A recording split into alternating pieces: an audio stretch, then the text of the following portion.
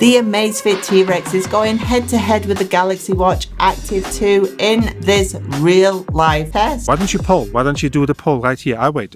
You do the poll here. Is it here? Yeah, I think it's here. Which one would you choose? We've already done an in-depth review on the Galaxy Watch Active 2 available on our channel for after this video, and the Amazfit in-depth review is coming real soon. We have tested the heart rate monitors. The heart rate jumps up and down like there's no tomorrow. It's like the GPS tracking, and of course the fitness tracking on the two devices. And I put them on this morning fully charged, right? Fully charged, and I'm not going to take them off until they're no juice left. That is our mission. And when it comes to the water test, it's one of our favorite tests.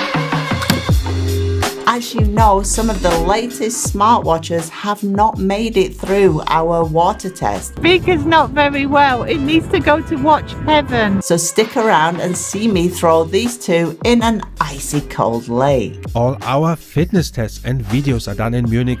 And did you know that Munich is known as the biggest village in Germany? Reason being is that we are so international yet so local.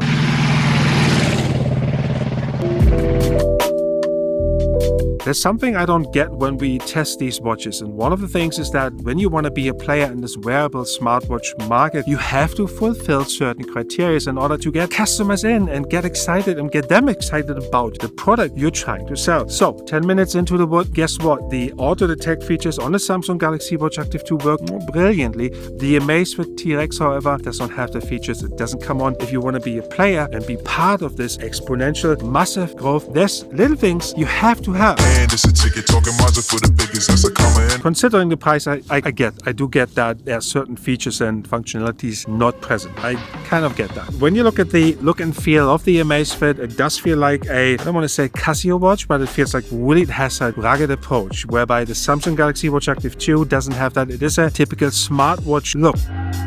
When the workout, the auto detect feature came on the Galaxy Watch Active 2, I thought to myself, why not do a heart rate, like a heart rate spot check? And that's what we did. You can see the Amazfit T Rex shows me 94, whereby the Galaxy Watch Active 2 shows me 98, not that far apart. However, I literally did a reading with the Galaxy Watch Active 2 after it displayed the 98 and came up to 117, like right after 98. And I just don't get these big jumps. The $100 price differentiation is something that you have to take into account. If you are paying less for a device, it's only natural that there is less functionality therein. Yes, we absolutely have a certain expectation of a smartwatch and what it should do, but you can't have all the functionality in something that's priced so reasonably. You probably wonder why we're here. This is really an interesting environment, but the reason being is very simple. Amazfit on their website tells everybody we will fight the wilderness with you. I tell you what, let's go jogging instead. To clarify, what you see on my iPhone is my chest strap. On the left hand side we have the Galaxy Watch Active 2.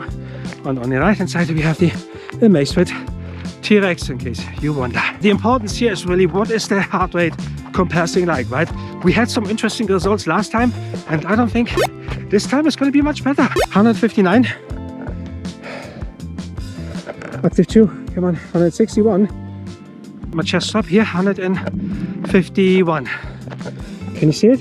On the left hand side you have the Galaxy Watch Active 2 application. In the middle the Polar Beat, which is my chest strap. On the right hand side the Amazfit T Rex, and the average heart rate, if you look at that, in the middle it was 137. That is my chest strap again. On the left hand side 134 for the Galaxy Watch Active 2. On the right hand side 136 for the Amazfit. And I've been jogging several times, and I have to say that everything seems to be in line. The only thing I didn't understand is these big jumps in when you do the measurements, as you've seen earlier. When it comes to distance, it was 2.52 kilometers, and the Galaxy Watch Active 2 shows me 2.46. However, the Amazfit T Rex shows me a mileage. It's 1.43 miles, which comes to 2.3 kilometers. That's slightly off, but what I have to say is that you have to really go in and customize every single thing with the Amazfit T Rex in order to reflect where you are in the world and your country.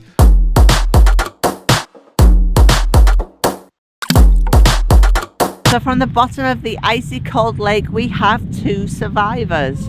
one thing I noticed this morning is that the Amazfit, I can't get any notifications in. I don't know why. I enabled it via the app and I cannot get any incoming notifications in, whereby the Galaxy Active 2 performs beautiful. And I don't know what is going on. You have to enable every single thing in your application, right? It is a bit cumbersome, and that leads me to the application itself, which is kind of not feeling it yet. Personally, I do not know who the Amazfit T Rex is aimed at. I got trouble understanding that. The watch itself is pretty cool, very nice. It supposedly has a long battery life. It doesn't have internal storage. It does not have a speaker, so that's a big no. It is obviously cheaper. It is aimed at fitness people. It has 14 sport modes, like the Active 2 has certain sport modes, easy peasy. But who's it aimed at? And the battery life wasn't all that it was cracked up to be. The Active 2 came in with 35 hours, a day and a half of wearing, but the Amazfit did manage to double that, but it didn't get any further. Important to mention, both are set on full screen, always on display. There's no point having the power saving mode on. It is important to note $100 comes between the two watches, so there is a huge price difference. Yes, so it really depends on what it is you want. You have the Amazfit's own operating system versus the Tizen Samsung operating system. Do you really have a watch that is not connected to your ecosystem? That's the question I have. So that's why I struggle with the marketing, with the placement of that watch. Who is it for? I don't know. Maybe you guys know. Let me know in the comments below. And it's a ticket talking Mazda for the biggest. That's a comma and a comma and a comma. Gotta get it. A comma and a comma and a comma. Gotta get it. Get it. Get it. Get it. Comma and a comma. Gotta get it. Get it. And it's a ticket talking.